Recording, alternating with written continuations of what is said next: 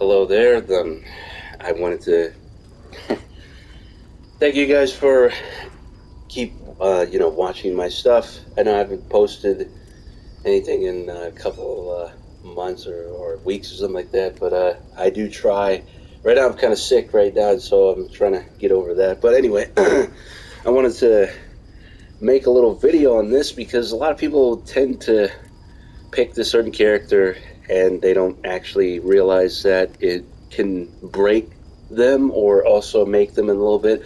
So Mia, excuse me, Mia is kind of like a glass cannon a little bit. Not in this game, by the way. So it's only with certain aspects. So you guys can copy this build if you want. To me, this is like the best build that I could come up with. Other than that, you definitely want health with her. And once I get her up to prestige 4 and 5, the only thing I need to do is just max out the health. Because technically, you don't really need to make her tanky or whatever, or you don't need this. You're not warrior Ash. You don't need this when it comes to Baal. I've seen people use this against Baal. It does work, but the only problem with that is warriors still take a lot of fear even if, so it's still not very worth it. And the same thing with Mia, she needs fear to do more damage, so that's what I'm getting into in this whole conversation. So her uncontrollable ability, when you pop that, obviously you have no way of, uh, of getting this down, her fear down. So even if like Ash were to use his ability, support Ash, use his ability on you, he would bring the fear down while you're in that, but it would still kind of rise up if you're in that ability in your ultimate. So yeah, she was nerfed. She was like at 20 damage and had her going to 25, but they did nerf her by 10%. Not a big deal because she was doing an absolutely serious amount of damage, unspeakable. But then anyway, so even if you have this fear increase per second is 3, fear reduction per kill, it's not much. Nine fear reduction, not really much of anything. Lasts for 28 seconds if you have prestige, 5. But anyway, so if you use this, you're going to be screwed because if you're facing Baal, yes, while you're damaging him, he's going to damage the hell out of you. What I mean is, so obviously when Mia's fear level reaches a certain specific threshold, her damage potential increases as her fear rises. So this is a good thing if you are facing other, demons. You know, it's not so a very good thing if you're facing Baal because the more scared she is, the more damage she deals. So if you were have prestige 1, obviously you're going to have a maximum of 45 damage instead of 40, which is 5 extra damage. It's really good, especially the build that I have on right now. It's killer. Um, Heavy damage is always good. You're always going to want to do heavies with me. I don't really see a reason why you wouldn't, unless you're just hitting the units. I've never really used the chainsaws. I never really used the machete. It's kind of terrible, especially with this damage here. It's not really worth anything. Anyway, so remember this here is that the more scared she is, the more damage she deals. So that is good. Now we move over the Baal here. He has something. Okay, not this. Where is it at? I thought it was somewhere. Okay, so right here, it says placing traps the demon's movement speed for a limited time, triggering a schemer's trap will mark survivors. They're only marked for like 10 seconds, I believe. So the damage on marked survivors is 40%. So if they're marked, he can cause you to do more. He can deal more damage to you. If their fear increase when they're marked as well. So don't really copy anything from here because I haven't got him leveled up yet. I'm still trying to grind other characters right now. And then eventually I'll put out a video with him later on. Anyway, this 35% increase on marked survivors is really bad because, he's all about fear. Again, okay, wait, whoops. Fear per second. If he's near an active objective, which is very bad for anyone. So, uh, what I mean by getting into this, so if you see at the top right corner right here, right next to Baal, the higher the survivor's fear level, the more damage they take. And then Baal increases the fear level of survivors nearby. So, this is very bad, especially if somebody wanted to be Mia. Mia, the higher her fear level is, the more damage she does. But the more fear she has, the more damage she takes. So she's basically like a glass cannon. So anyone that is using Mia, I'm sorry. And if you're going up against Baal, be warned that, be wary that he's really the best demon we have right now. And when the boss comes out, you're going to be shredded. Also, these guys are really good. Together, we will Yeah, defeat the mortals and rebuild my family. I actually really Among the love these guys. ashes These of their guys are, incinerated if they could corpses. maybe not talk over my voice right now, that'd be really good. Excuse me. But these guys are probably the best looking elites in the game, uh, but in my opinion, and they're like the best. They're not. They're really strong. They are really, really strong. They are really tanky. They are resistant to dismemberment damage. So if you have a dismemberment build, well, just throw that out the window. You might want to have balance bar. It's all about balance bar. It's always been about balance bar. It's never been about dismemberment damage. I mean, who even uses that? I mean, you could use chainsaw, but again, you're most likely not going to want to use the chainsaw on Ash since it's probably terrible. And I'll tell you in a bit why you won't want to use that. Whoops. So I haven't got him up yet, but you guys can copy this build. It's just a build that I'm using for like a tank build where you can still get a lot of damage in between and, anyway. Why you don't want to use his chainsaw is because he only gets like a 5% increase and it's not really much.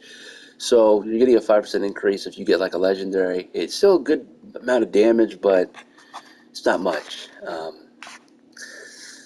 I don't use the chainsaw unless there's like a rare and epic or something like that or legendary. I don't really go for using. I usually just go for like two-handed weapons on warriors. So anyway, I just wanted to let you guys know that if anybody's using Mia and they are at Prestige 3 or whatever, you might be able to get away with it if you have a really solid team. And if you have Brock. Brock is really, really good right now, and I don't really see a lot of people using him. I wish I did. I don't even have him leveled up. He's like level 3 for me. I'm trying not to spend my points because I'm trying to get Kelly up to Prestige 3 right now and me up to Prestige 4. I'm not really going to use her, but if I did, I kid you not, I would probably not be using her because Baal would just nuke her. And the amount of times I have seen Mia go down every time Baal was in the match is instantaneously. So you could guys, I'm not saying you can't use Mia. Mia can be used against Baal now, but if I say this, if he is prestiged and he's prestige 5, good luck with that. If he's any prestige, good luck. If he's level 45, also good luck with that. So again, like it depends what level they are, but I just wanted to make this to show you guys because I don't think anybody has made this video yet, and I wanted to be the first to kind of tell you guys that, Mia is probably not the best choice to go against Baal. Um, I would say Ash is really good. Kelly is really good. Um, um, Support Ash is, you would think he is good, but the amount of heals that Cheryl gives is better compared with Brock and what he does. You kind of want Brock and Ruby, and maybe you want to throw Ash in there, and maybe Cheryl probably. That would work. But my opinion, You don't have a warrior, so if I was up to me, it would be Brock, Ruby, and then it would be Warrior Ash, and then it would be Cheryl. That would probably be the go-to team that I would make. And then yes, Mia would not be in that, but to be honest, Mia is all about damage, and she's not really, you know, all about tankiness. And Ash, he's all about tankiness, so I would bring him over her any day. And yes, I do like Savini Ash or Ash, Hunter Ash, but to be honest, he's not really. He's good against Baal. He's just not the best when it comes to certain things. But I do say though is that you do want this on your hunters at all times. You guys can copy this for Hunter Ash. In Prestige 3 or 4, I'm literally just going to give him more headshot damage so he can deal more. Yeah, so other than that, it's not much. So there you go. Hopefully, you guys will, if you find a way that, if you think that Mia is still good, judging by if there's something in the build that I should change, let me know. Other than that, I will leave it up to you if you guys think that Mia. I think personally Mia is still good, but as of right now, maybe Ball needs to be changed around a little bit or nerfed a little bit because the fear is absolutely insane. But to be honest, I actually like the challenge, so I don't really care if he's really care if he's buffed or nerfed or whatever. I don't really care if he stays the same. I think we need a demon like this because of we've had so many survivors that were kind of broken that just kind of. I mean, look at Ruby when she dropped. She was absolutely mopping the floor with demons and her damage. She kind of still does. Puppeteer is like a joke unless you have a really, really good person that knows what they're doing. It's all about skill in this game, to be honest. Matchmaking, they talk about if you're matched up with level ones, you're being matched with people that know what they're doing, but not really.